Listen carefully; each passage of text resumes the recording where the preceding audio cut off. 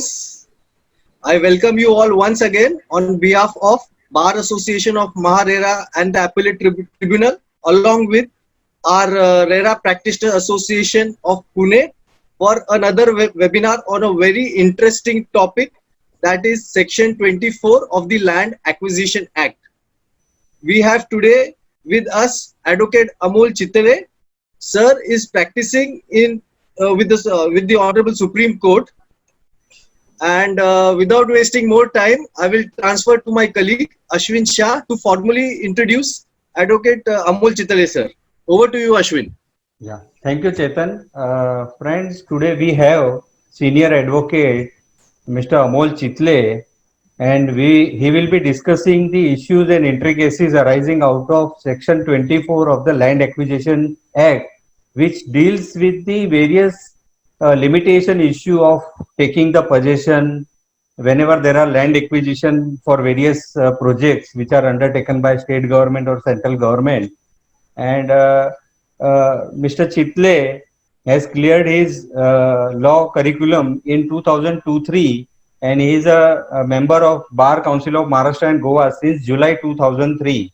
Apart from practical working experience with various senior advocate and former Chief Justice of India, he is also practicing independently since June 2010 with Supreme Court of India. In Supreme Court of India, he is also empaneled lawyer for the Union of India and State of Maharashtra in the Supreme Court since 2014-15.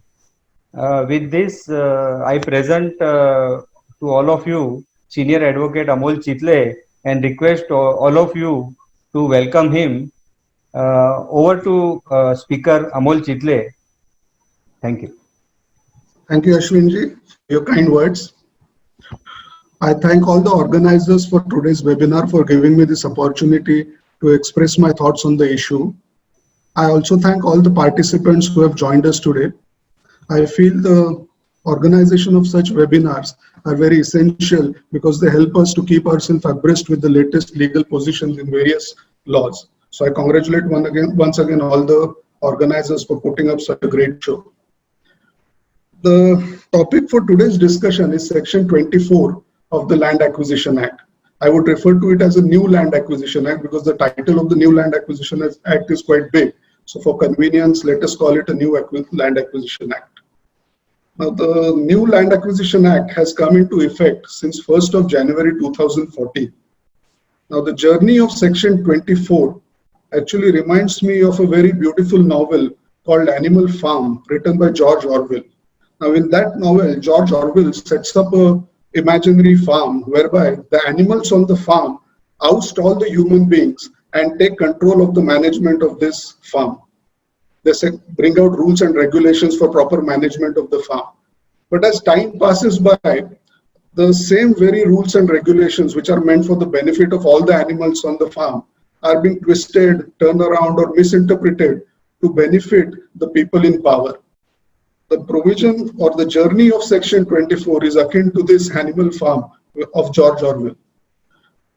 The main purpose, or one of the most important purpose behind enacting the New Land Acquisition Act, and especially Section 24, was that the people whose land has been acquired are paid fair compensation, because under the old regime, the rates of compensation were abysmally low.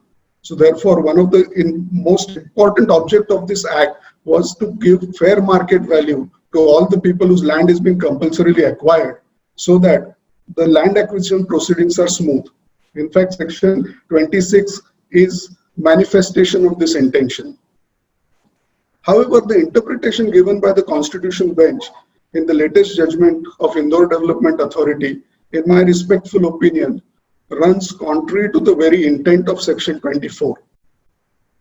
And we will examine how the journey of Section 24 has been now. Now, first, before going on with how the courts have dealt with it, let us first understand what is the scope of Section 24. Section 24 essentially has four aspects. The first aspect is that it provides that where the land acquisition proceedings have been commenced under the old act, but where award has not been passed, then in such a situation, For the purposes of determination of compensation, the provisions of the New Land Acquisition Act will be applicable. Secondly, it states that where the land acquisition proceedings have commenced under the old act, but an award has already been passed before the coming into force of the new act, then in such a situation, the old act will continue to apply and the provisions of the new act will not apply. The third aspect of the matter, which is the most crucial, deals with lapsing of acquisition. What it states is that where an award has been passed 5 years prior to the commencement of the new act. The new act commenced on 1st of January 2014. So any award which has been passed on or before 31st of December 2008 and the possession of the land has not been taken or the compensation has not been paid. In such a scenario, the acquisition lapses. And if the state has to acquire the very same land, then it has to initiate fresh land acquisition proceedings under the New Land Acquisition Act. The fourth aspect deals with the proviso. It states that where an award has been passed under the old act, but the compensation has not been deposited into the account of majority of the landholders, then in that case, the compensation has to be determined under the provisions of the new act. And the benefit of that redetermined compensation has to go to all the landowners which are covered by Section 4 notification. Now, this is the broad perspective of Section 24 of the New Land Acquisition Act. Now, this provision came up for consideration before the Supreme Court for the first time in the case of Pune Municipal Corporation, before a 3-judge bench comprising of Justice Madan Lokur and Justice Kurian Joseph.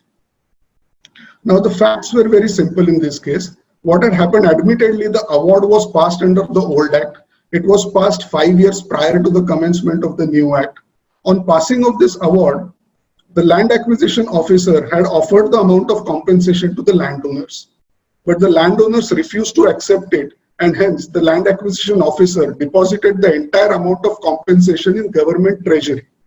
Now the issue arose that whether in this such a case, whether the acquisition would lapse under Section 24(2). The state contended before the Supreme Court, look here, we had offered compensation to the landowners. Now, if they refuse to accept that compensation, it cannot be said that there was any failure to pay compensation to the landowners. And therefore, under the provisions of Section 24, the acquisition would not lapse. As you would all recollect, that acquisition under Section 24 lapses when the compensation has not been paid or possession has not been taken. The Supreme Court considered the provisions of 24 and held that particular facts and circumstances, the acquisition had in fact lapsed under Section 24. To come to this conclusion, the court took into consideration Section 31 of the old act. Now, what 31 of the old Land Acquisition Act says is that where the landowner refuses to accept compensation, then it is the duty of the land acquisition officer to deposit the amount in a court where reference would be filed. Now, in this case, the land acquisition officer had not deposited that amount in the court of law. He had deposited the amount in government treasury. Now, in this view of the fact, the court held that since the amount was not deposited in the court, it cannot be said that compensation was paid to the landowners, and therefore the acquisition was held to have been lapsed. Now, the correctness of the view taken in the Pune Municipal Corporation case came to be doubted by a bench of 2 judges in the case of Indore Development Authority. The composition of the bench is slightly relevant. It was a 2-judge bench consisting of Justice Arun Mishra and Justice Amitav Roy. So they doubted the correctness of a 3-judge bench in Pune Municipal Corporation and referred the matter to a larger bench. When this was happening, a different aspect of Section 24 came up for consideration before the Supreme Court in the case of Sri Balaji Nagar Residential Association versus State of Tamil Nadu. Now, in that case, a very interesting scenario had happened. The award was passed 5 years prior to the commencement of the act, but there was an interim order passed by the High Court in that case, whereby the state was restrained from taking possession of the land. So despite passing of the award, the state could not take possession because of the interim order passed by the Madras High Court. Now the question arose before the Supreme Court is that whether in such a situation can it be said that the acquisition had lapsed.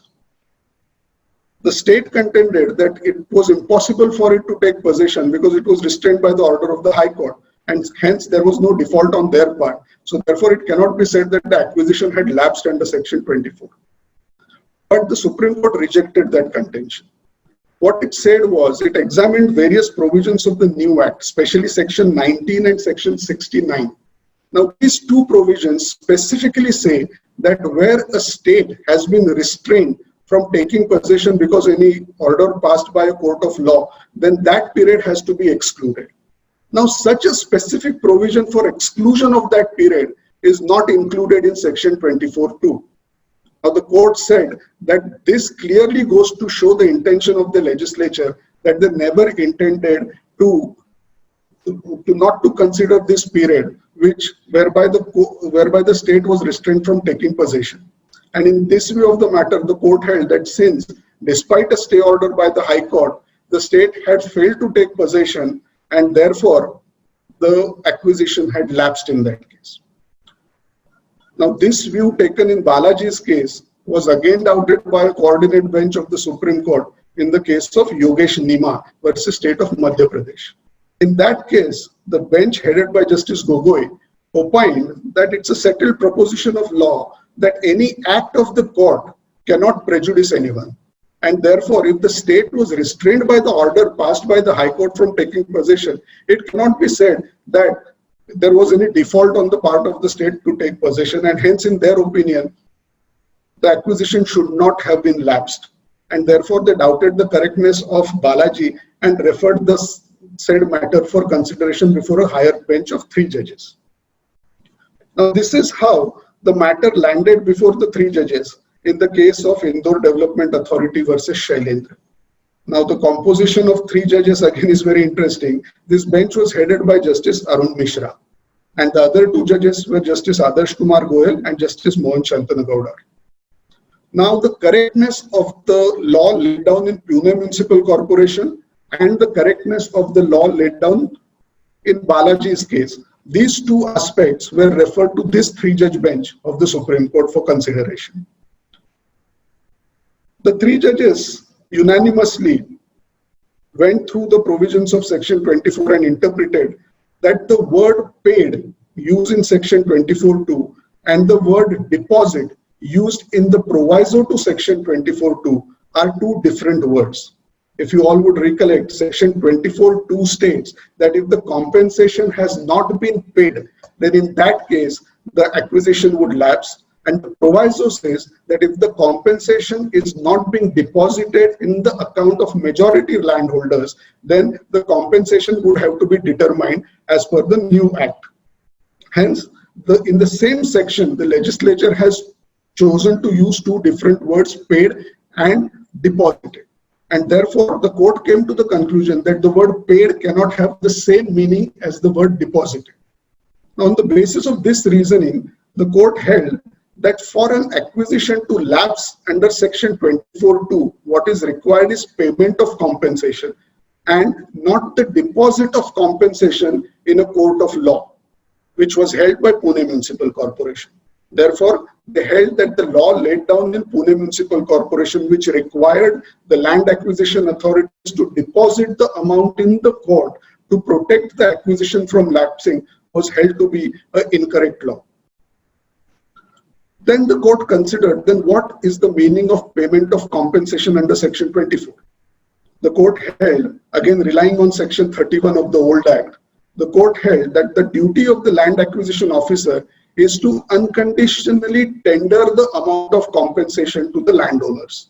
Now, once that amount of compensation is unconditionally tendered to the landowners, the obligation of the state as regard payment of compensation is complete. And in that case, the acquisition will not lapse. The court also clarified that if the landowner refuses to accept the compensation, then in that case, he cannot go to the court saying that the acquisition has lapsed under section 24 because compensation has not been paid to him. So therefore, the law laid down in Pune Municipal Corporation was held to be bad by the 3 judges. The court also clarified the situation that the deposit of amount either in the treasury or in the court does not amount to payment.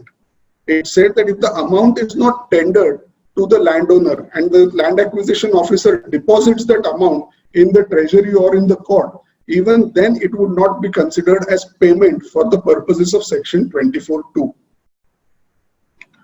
The court held that the consequence of not depositing the amount in court cannot be lapsing of acquisition. The only consequence of not depositing the amount in court is that it will carry interest at the rate of 9% for the first year and 15% after the first year, as per the provisions of section 34. So therefore, if a land acquisition officer doesn't deposit the amount in court, the acquisition will not lapse, but the state has to pay interest to the landowners as per section 34. Now, till this stage, there was unanimity of all the 3 judges of the bench. But the 3-judge bench was faced with a very peculiar situation. It was required to decide the correctness of another 3-judge bench of Pune Municipal Corporation. So the normal rule is that when a coordinate bench doubts the correctness of another coordinate bench, the matter has to be referred to a larger bench. But that is not what happened in this case. The 2 judges, namely Justice Arun Mishra and Justice Goyal, went ahead and held that Pune Municipal Corporation was per incurium. Now the reasoning for that was that they said that Pune Municipal Corporation never considered this distinction between paid and deposited. Now, having failed to do so, the judgment is per incurium. The court also held that the 3 judges in Pune Municipal Corporation did not consider various case laws which were binding on them and which were relevant for the purposes of determination of section 24. And in this view of the matter, they held that the judgment in Pune Municipal Corporation was per incurium. Now, the effect of holding the judgment per incurium is that it is not binding on a coordinate bench, and therefore it was not binding on these 3 judges in Indore Development Authority, and therefore there was no requirement of referring the matter to a larger bench. However, the 3rd judge, Justice Shantanu Gowda, he dissented on this limited aspect. He was of the opinion that if the 3-judge bench in Indore Development Authority feel that the 3-judge bench of Pune Municipal Corporation had incorrectly decided the interpretation of section 24, then the proper course to adopt would be to refer the matter to a larger bench of 5 judges. However, his opinion was minority opinion, and therefore the matter was not referred to a larger bench.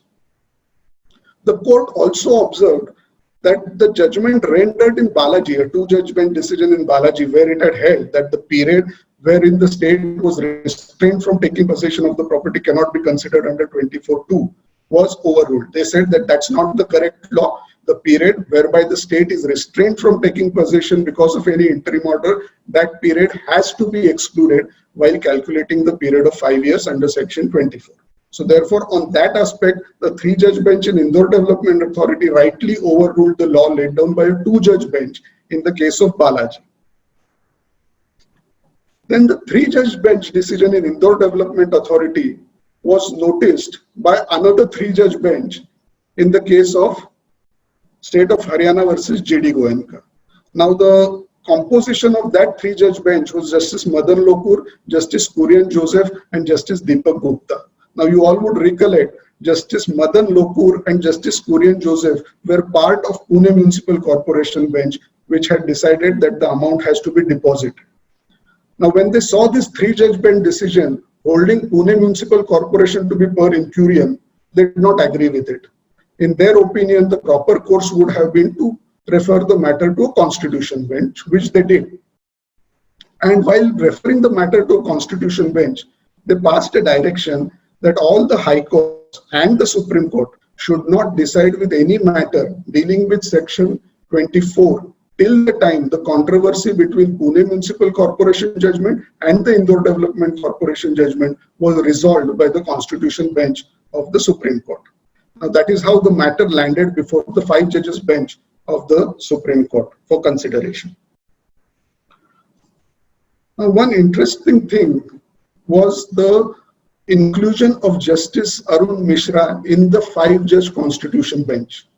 You all would recollect that it was Justice Arun Mishra who, in a combination of 2 judges sitting with Justice Amitav Roy, had doubted the correctness of a 3-judge bench in Pune Municipal Corporation and referred the matter to a larger bench. Then it was the same Justice Arun Mishra who, sitting in a 3-judge bench combination, had held that the law laid down in Pune Municipal Corporation was per incuriam. And the same Justice Mishra was now heading the constitution bench to decide whether Pune Municipal Corporation lays down the correct law or whether the law laid down in Indore Development Authority, which he himself was the author, lays down the correct law. Naturally, objections came to be filed by various landowners seeking the recusal of Justice Mishra from the bench. Their ground was that since he had already expressed his opinion that Pune Municipal Corporation was incorrectly decided, so therefore he shouldn't be a part of a bench of 5 judges to decide which one is the correct law. Now, as per the practice in the Supreme Court, and I'm sure it must be a practice in the High Courts as well, the judge against whom an application for recusal has been made is the one who decides on the said application. So therefore, these applications were decided by Justice Mishra by a very long judgment, and he rejected all these applications seeking his recusal from the Constitution bench. He cited 3 reasons for continuing with the matter.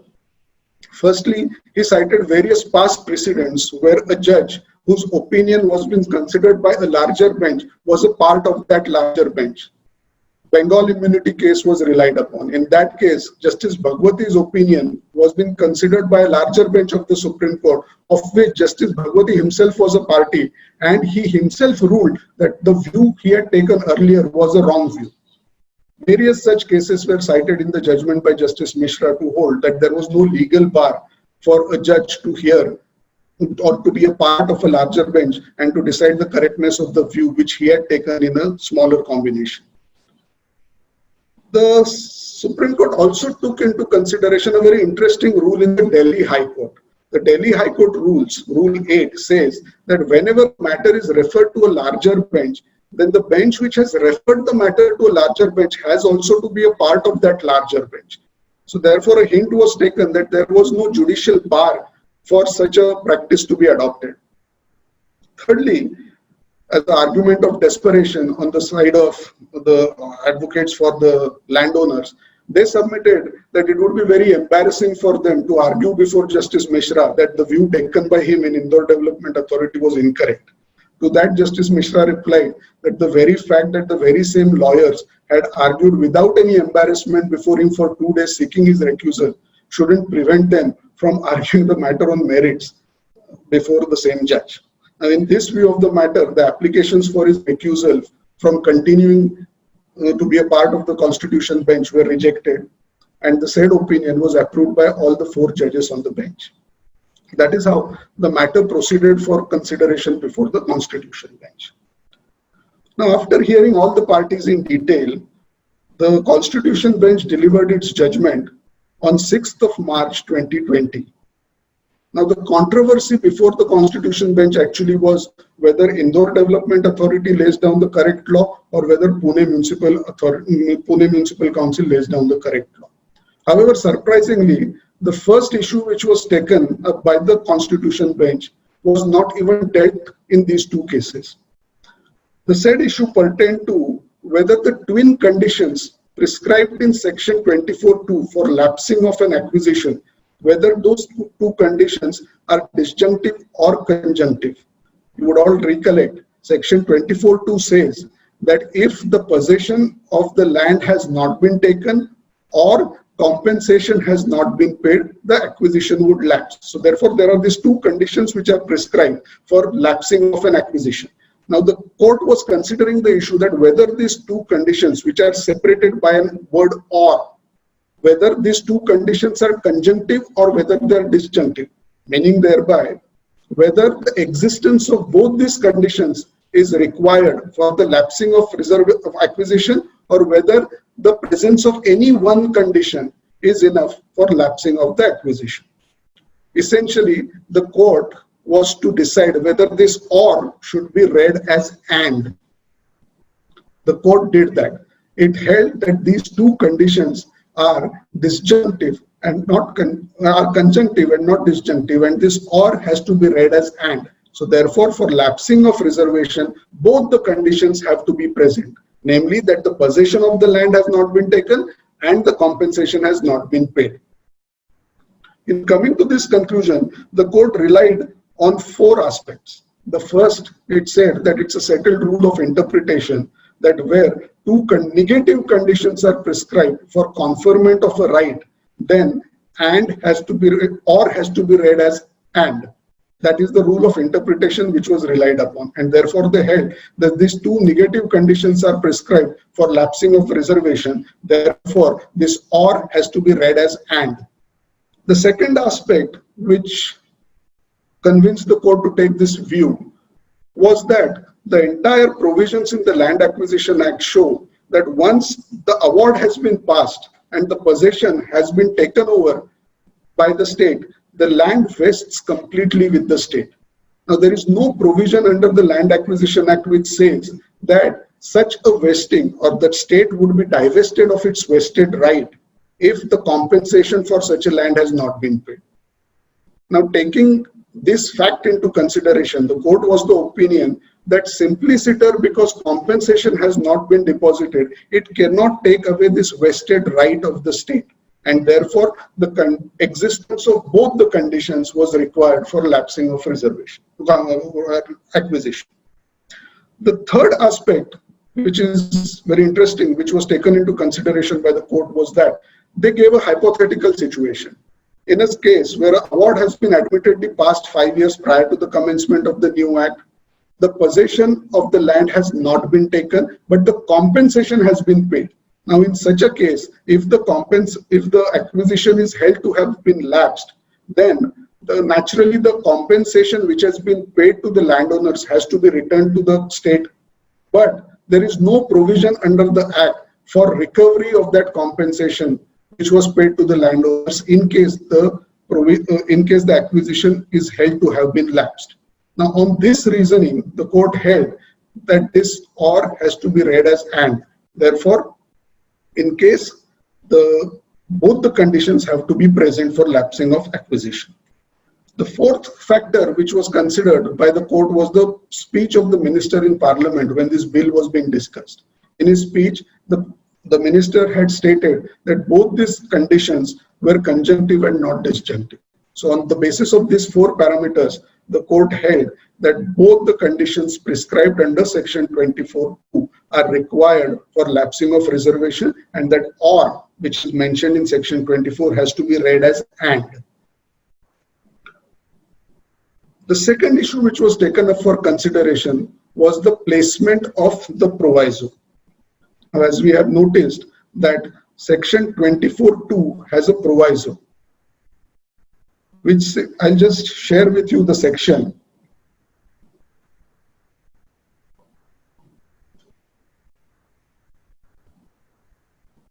Now, if you see, this highlighted portion in red is the proviso to the Land Acquisition Act.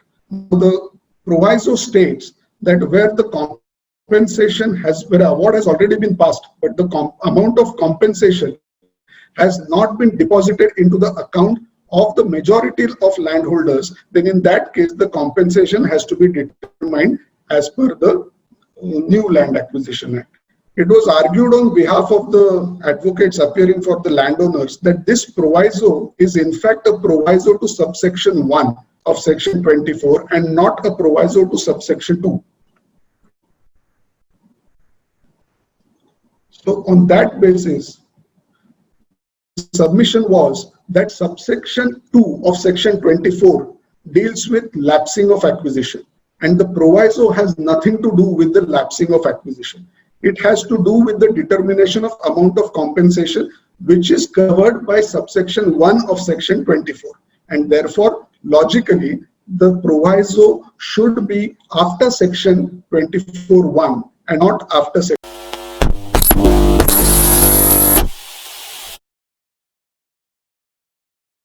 Sorry, there was some technical snag. So actually we were on the issue of the placement of the proviso under section 24(2). Now, just to recapitulate what we were saying, the submission of the lawyers for the landowners was essentially that the proviso to section 24(2) has to be placed after section 24(1) and not after section 24(2). It was submitted that section 24(2) deals with lapsing of acquisition, and the proviso has nothing to do with the lapsing of acquisition. The proviso relates to determination of compensation, which aspect is covered under section 24(1), and therefore this proviso has to be along with section 24(1), section 24(2). Now this submission came to be rejected by the Supreme Court for three reasons.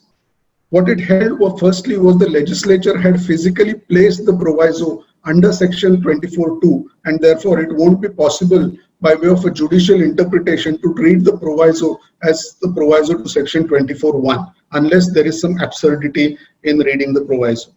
Secondly, it was held that there is a full stop after section 24(1) and there is a colon after section 24(2), and therefore that clearly demonstrates the intention of the legislature that they wanted to end section 24(1) where it ends in the act, and the proviso was to be provided under section 24(2). The third issue which they held was that since twin conditions under section 24(2) for lapsing of the acquisition were held to be conjunctive and not disjunctive, therefore the proviso to section 24 fits perfectly well with section 24(2). So with this finding, the impact of this finding is that supposing an award has been passed 5 years prior to the commencement of the act and the possession of the land has been taken, but the compensation has not been paid. Now in such a scenario, the acquisition will not lapse, but if the amount of compensation which has been determined under the award, if that is not deposited in respect of the majority of the landholdings, then the compensation will have to be recalculated as per the provisions of the new act. So that is what the impact of reading the proviso to subsection 24(2) is. Now, the third issue which came up for consideration before the Constitution Bench was with regard to the correctness of Pune Municipal Corporation and Indore Development Authority.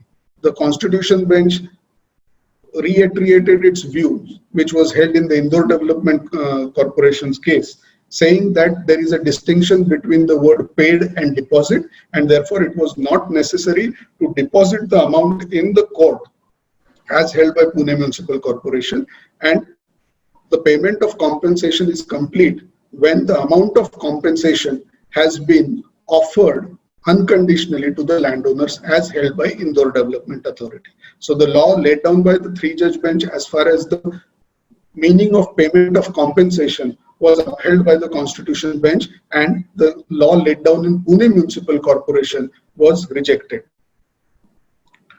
and overruled. So that is what the final conclusion of the Supreme Court judgment. They also upheld the view that the period of 5 years has the period whereby the state was restrained from taking possession of the property because of any interim order, that has to be excluded. That was also upheld by the Constitution Bench.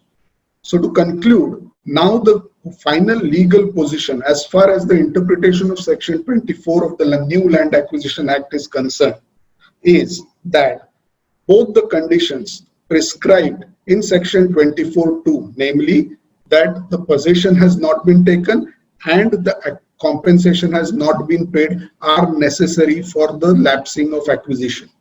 Existence of any one condition will not lead to lapsing of acquisition under section 24(2).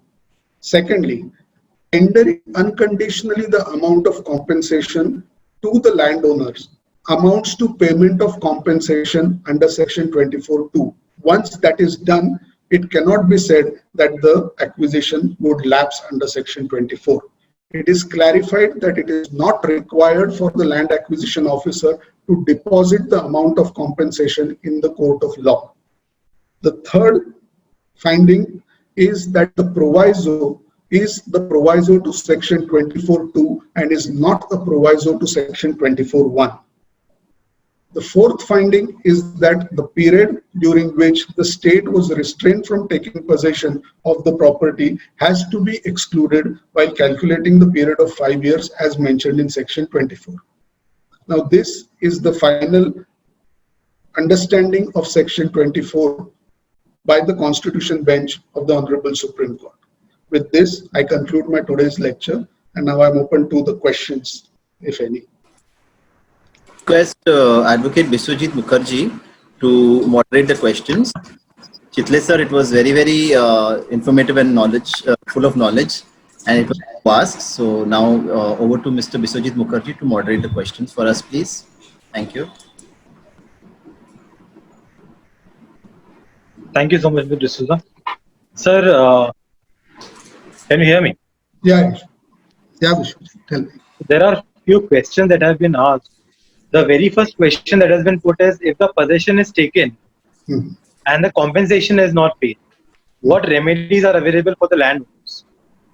The remedy which is available in such a case for the landowner is that because if the possession has been taken, the acquisition will not lapse under section 24. So the only remedy which is available with the landowners is to seek determination of compensation in terms of the New Land Acquisition Act, in terms of the proviso to section 24. So if the possession has been taken but the compensation has not been paid, then in that case, the landowner can seek redetermination of the amount of compensation under the provisions of the new act.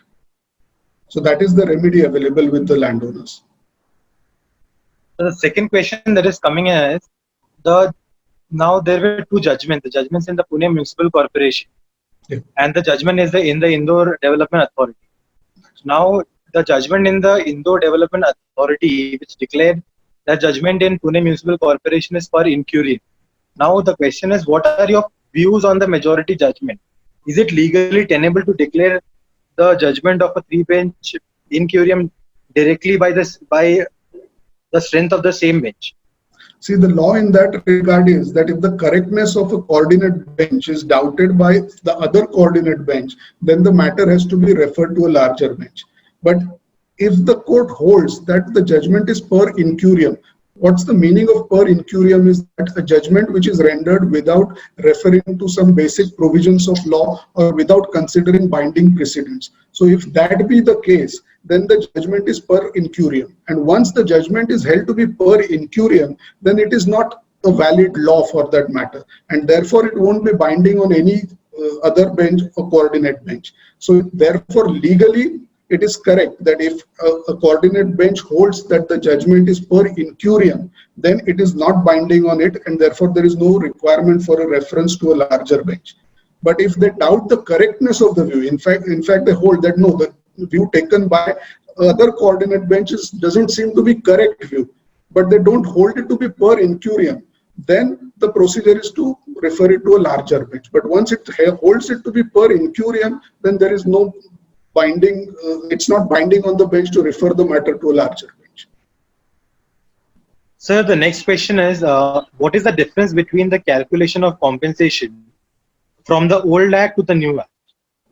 There is a vast difference. I mean, the entire regime for calculation of compensation has been revamped and revitalized under the new act. So that was one of the essential reasons for amending the act, because the modality for computation of the compensation under the old act was proving to be a hindrance for the acquisition of the land. So therefore, with the new regime set in place, the rate of compensations have been raised manyfold, and there are various beneficial provisions which now gives, in my opinion, probably the fair market value to the landowners. So therefore, there is a vast difference according to me. So there is a question whether the deposit to be made mandatorily with the court or the deposit made with any other authority would also qualify as deposit under section 24.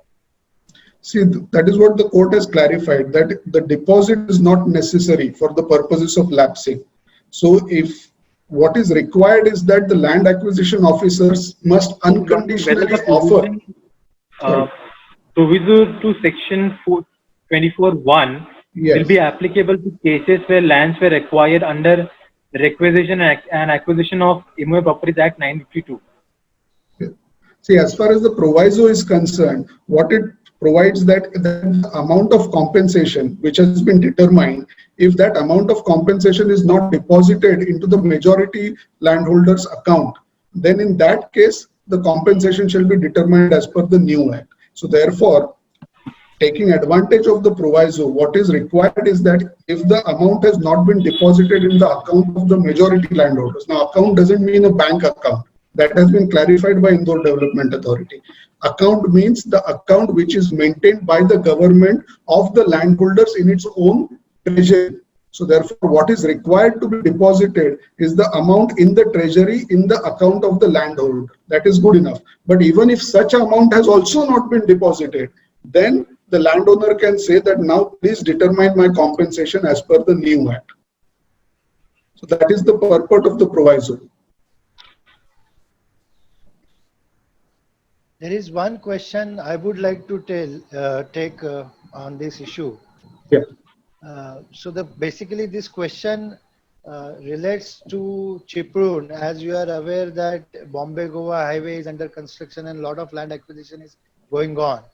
Now the question comes from Mr. Asif Chikte to you is that what happens where the situation is there is a landowner, there is a tenant to the land, and then there is a trust also involved. In such scenario, how do you get the compensation, or how the compensation is distributed amongst the three title owners of this property, the land, the trust, the tenant, and as I said, how this amount will be distributed? Yes. It would depend upon the facts of each case, whereby the title has to be proved, because under the Land Acquisition Act, the owner will get the compensation. So therefore, if any party proves its title to the property, because then again, what is the relationship between the landlord and the tenant? What are the terms of their agreement, tenancy agreement? Those all will have to be considered. So therefore, there should be a clear entitlement of a right to receive compensation. Now, whether in the facts of a particular case, whether a person is able to establish his entitlement to receive compensation, that would depend on the facts of each case. So there cannot be any general principle as far as distribution of compensation. It all depends upon the entitlement, whether a person is able to prove his entitlement. So what you say is there is no straitjacket formula for distribution of amount between tenant and the landlord. There is no. Perfect. Thank you very much. Nilesh, if you have any questions. But hello. Yes. Yes. In case there is no agreement between tenant and landowner, then what will happen to the compensation? Will the tenant will be at mercy of God? No, essentially the amount of compensation, the owner is entitled for an amount of compensation, because this is a ownership right over the land, which is now being sought to be taken over by the state. So the owner is being compensated for that. So compensation which is paid is for divesting the owner of his title to the property. So that is essentially the function of paying compensation to him. Now, whether the tenant, what are the quality of the tenant's right? What is the right of the tenant under the tenancy agreement? Does he have any right to compensate, to receive compensation in the event of acquisition of the land? That would all depend upon the agreement. But as you said, that if there is no such agreement, then going by the basic legal principles, the tenant would not have, because he doesn't have any title to the property. He just has a right to use the property in a capacity as a tenant. So the compensation is for the acquisition of a right over the property, the title over the property. So therefore, in that case, the tenant would not be. There is a question from Advocate Sachin Shinde. He said the school building is acquired in highway. Now, what is the procedure to do for probably for getting the compensation of that building? Sorry, Arshad, it wasn't clear. See, the question is his school built for expansion of highway. Now, what procedure he should follow to get compensation? he will obviously have to apply it to the land That's right. acquisition officer Yeah, for. the award will be passed and he can always give his claim, file his claim before the land acquisition officer, who will consider it and pass award by an award compensation. So that's the proper way of doing it.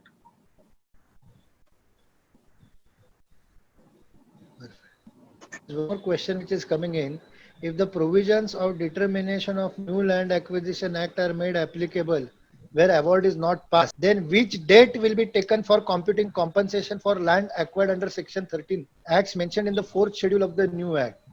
So probably the date of acquisition from when it is to be calculated. That is. See, as far as the date of acquisition is concerned, it's 5 years. If an award has been passed 5 years prior to the commencement of the new act, so that is the date which has to be, which is relevant for the purposes of computation of compensation. So if supposing the award is passed 5 years prior to the coming into the force of the new act, and the compensation has not been deposited into the majority of the landholder's account, then in that case compensation will be determined as per the provisions of the new act. But if the award has been passed and the compensation has already been paid under the provisions of the old act, then there is no question of any redetermination of compensation. Now there is one interesting question which has come from Girish Matre. He says if the award is passed and physical possession is not taken, however part of the compensation is collected. Whether this is a complete acquisition procedure, I mean this is completion of acquisition. Where I will again repeat, where the award is passed, physical possession is not taken, but part of the compensation is collected. What will happen? See, now what we need to understand is that whether collection of compensation is irrelevant, whether the issue really is that whether the compensation was offered to the landlord. Now, if the entire compensation is offered to the landlord and if he partly collects the amount, then the acquisition will not lapse. But if only partly an amount is offered to the landlord and the possession has also not been taken, then I am of the opinion that the reservation acquisition would lapse in this case. Lapse. Perfect. But if the amount, the entire amount, if it was offered to the landlord and if he has taken only a part of it, Correct. then in that case it would not. But if there is a failure to offer the entire amount, it would definitely lapse. So what I can gather is where the land acquisition officer has not only decided the compensation, but the amount is deposited with the collector for distribution to the landlord. And out of which, if landlord has partly withdrawn the amount, then as you are rightly saying, then the acquisition is complete. Still, however, if government has deposited only part of the amount and not the complete amount of award, then acquisition may lapse. That is what you are trying to suggest. Perfect. Perfect. Perfect. Sir, hello. Yes. Yes, Sachin, tell me. Sir, there is a school building existing, and this building was acquired for the highway. The acquisition officer. Hello. Yeah, go ahead, Sachin. Acquisition officer tell that we are ready to deposit the amount of compensation and destroy the building. In this case, what should we do? See, there are two ways. Either if you don't want to accept the compensation, then you can check, like if the only concern is the quantum of compensation, then you can file a reference for enhancement of that compensation. But if you are challenging the very acquisition proceeding itself, then you will have to challenge it saying that such a land was not required at all for the highway project, or it has been wrongly notified for acquisition. So all those objections you can take. But if your objections is only restricted to the quantum of compensation, then filing of a reference would be the remedy available to you. Okay, sir. Okay, thank you. We can go to the next participant. There are a couple of participants, Chetan, Mr. Rajendra Teni, Mr. Dinesh. Yeah. I'm allowed Rajesh Teni to talk. Mr. Rajendra, just can you speak?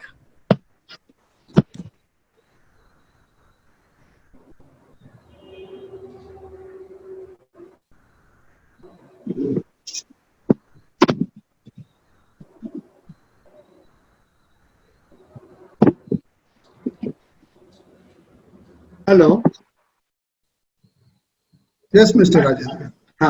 Sir, my question is that when this amended act has been passed and now it is been put into implementation, the basic intent of the act that the litigation should be bare minimum and the whole process of acquisition of land by the government for the mega project should get expedited, or it should happen within the decided time frame. With this, what is your honest opinion, looking at the current scenario, whether we as a country would be able to really fulfill this objective? Mr. Rajendra, I feel so, because what my experience has been that the major concern in land acquisition proceedings in 95% cases was only the quantum of compensation. So therefore now that aspect has been taken care of in the new act, whereby the amount of compensation has been drastically increased and it has been brought to the level where it's actually the market value of the property. In fact, in certain cases, Harshad would agree with me, in Chiploon, for example, there are various plot owners who are willing to give their lands for acquisition because they were getting much more price than what was being paid in the market. So therefore, this major obstacle of the quantum of compensation, if that is removed, I feel this whole intent of having a smooth land acquisition procedure is not a distant dream. Thank you, sir. I think. Okay.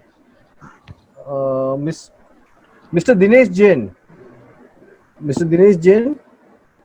Yeah. Hello. Yes, sir. Hi, sir. Nice hearing about this provisions you explained. I have a query. Can I put my query? I will take to explain you the concept first, what has happened in my case. Okay. In 1952, lands were acquired under Requisition Acquisition of Immovable Properties Act. Hello. I think you have lost Rajan. No, hello. Hello. Hello. Yeah. Are you able to hear me, sir? Yes, yeah, you can. So lands were acquired in 1952 and compensation was determined in the 1962. Okay. Okay. And that compensation order was challenged before the High Court, which was actually set aside. And High Court has directed them to redetermine the compensation as per the provisions of Section 8 of the RAIP Act. Okay. In 1974, the order was passed. Okay. But the authorities have not determined compensation, and again in 2006, a writ petition was filed, and again the High Court directed that you determine within 8 weeks and offer the compensation. If there is disagreement, then the aggrieved party has to go for arbitration proceedings and government has to appoint an arbitrator. Right? Right. Arbitrator was appointed, and while the proceedings were pending in 2013, when this new act has come, we made an application that we are entitled to receive compensation as per the new act under Section 24(1). Because there was a notification by the central government that the 13 acts mentioned in the 4th schedule are also included in the new act, whereby our amendment application was considered by the tribunal, and they allowed us to make claim on the basis of that point. Issue was framed by the Honorable Tribunal. In the final, when the arguments were advanced by both the government as well as myself, the learned arbitrator has concluded that this notification has not been passed in both the houses of parliament. Therefore, this notification has no authentic value, and the 13 acts which are mentioned in the 4th schedule of the new act cannot be made applicable to. The provisions of this new act cannot be made applicable to this 13 act, that is RAIP Act, which I am claiming. And finally, the arbitrator has rejected my claim, entitling me, I am not entitled to claim compensation under the new act. That is what the arbitrator has done. So my query is, according to me, in view of the notification and the 4th schedule clearly mentions that the provisions of this new act will, with respect to determination and compensation, are applicable to this 13 acts. So as far as the notification in the 4th schedule, assuming that it has come into effect, even then, in my opinion, you would not be entitled for the redetermination of your amount of compensation as per the new act. for the reason that in your case the award has already been passed. So the section 24(1 clearly states that if the award has already been passed, then in that case the provisions of the old Land Acquisition Act would continue as if the new Land Acquisition Act was not passed. So if your award has been passed prior to 1st of January 2014 when the new act came into being, then in that case your provisions would be governed under the old act itself. So therefore the new act would not be applicable. Oh, sorry to interrupt, but in my case proceedings are pending before the arbitrator. Okay. So that may be so, but the award, the factum of passing of an award, you must have challenged the quantification before an arbitrator. So that's a different issue. But award itself was set aside by the High Court. Award was set aside by the High Court. Virtually there was no award, and therefore the arbitrator was appointed to determine the compensation and pass an award. Okay, so in case if the award has not been passed and the matter as far as the award is concerned is if it is pending before the arbitrator, then you will be covered by the provisions of the new act. Will be covered. Okay, that was and what will be the date of compensation for determining which date has to be taken? The date for determination of a compensation has to be as per the new act, that is 1st of January 2014. Oh, okay. Thank you very much. Yeah. We'll take this last question. Ruturaj Chaudhary.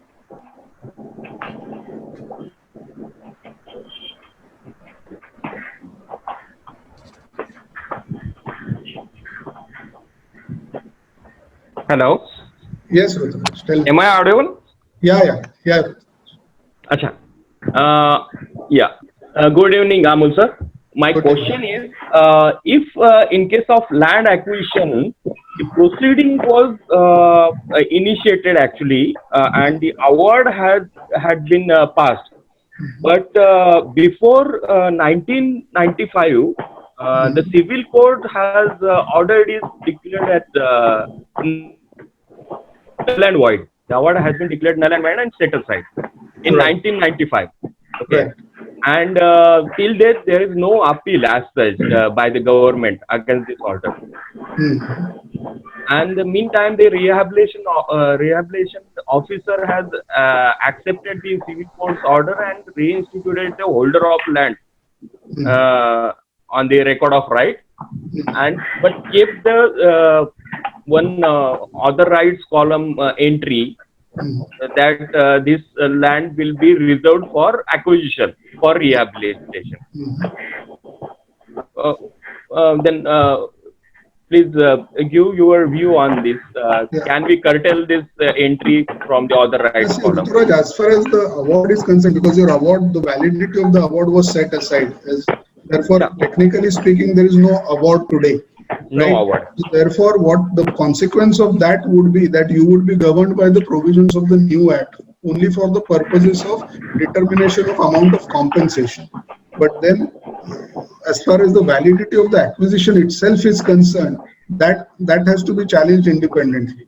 But the very fact that till date the award has not been passed in your case, so you will be governed by the provisions of section 24(1). Now, in that case, the limited purpose is that for the purpose of computation of compensation, you will be governed by the provisions of the new act. But the acquisition would not lapse per se. Oh, but acquisition as such, no proceeding as such conducted by the government after that. No, but if I have got you correctly, they had already passed an award. So award would have been passed after taking into consideration all the proceedings. The award is finally passed. That award is set aside by the civil court. So therefore, only that at the stage of award, the award has been held to be null and void. So all the prior proceedings are valid. So therefore, you will be governed by section 24(1). Okay, sir. I think the question answers are over now. Now I transfer to Anil. Mr. Chitle, it was a very unique experience today, the webinar, and your control over the entire topic and the background that you gave. It was really wonderful. But words fall short of describing how the experience we have felt sitting on the other side listening to your knowledgeable lecture. I request Avinash ji to give the vote of thanks, please. Thank you, Anil. Thank you so much. Yeah, Amolji, it was quite a wonderful 40 minutes, and within these 40 minutes, you could describe gigantic battles in Supreme Court. So we look forward to getting more about more other battles from Supreme Court from you, and so thank you very much. And the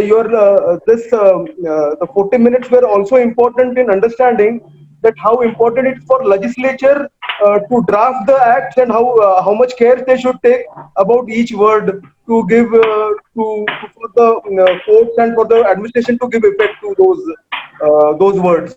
So thanks a lot, Amol, again, and looking forward to hear more from Supreme Court from you. Thank you. Thank you so much.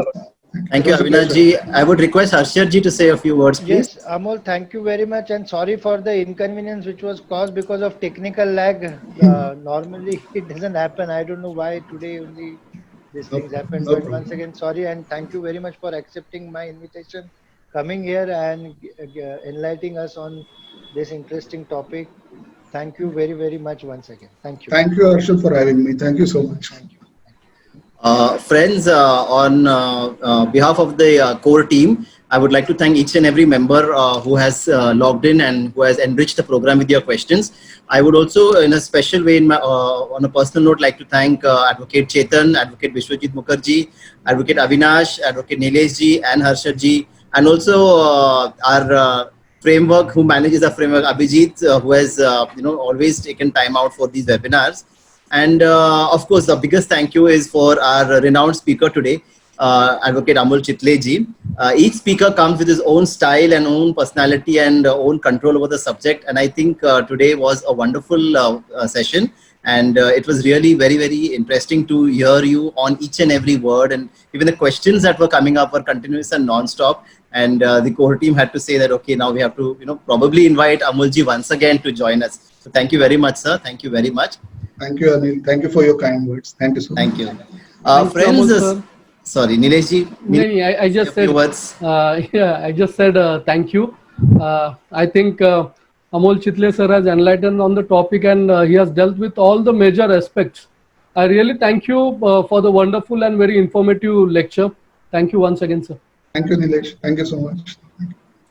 Friends, we are all, using the wonderful and the strong weapon that we have, and that is known as writs. We use writs in the Supreme Court, we use writs in the Bombay High Court, and tomorrow is a very interesting session, a seminar on the law of writs. And we have a wonderful speaker once again joining us, and the speaker is none other than His Lordship Justice Shri V.M. Kanade, who is the ex-judge Bombay High Court. I repeat, tomorrow the topic is the law of writs, and His Lordship Justice Shri V.M. Kanade, ex-judge Bombay High Court, would be presiding over this session. And I request each and every one of you to log in at 4 p.m. and looking forward to seeing much more numbers. And I hope Chitle sir also will join us tomorrow. So this is our humble submission. Thank you so much, everybody. And with these Thank you. Thank you. Thank you very much, sir. With these few words, we wind up our program. Thank you.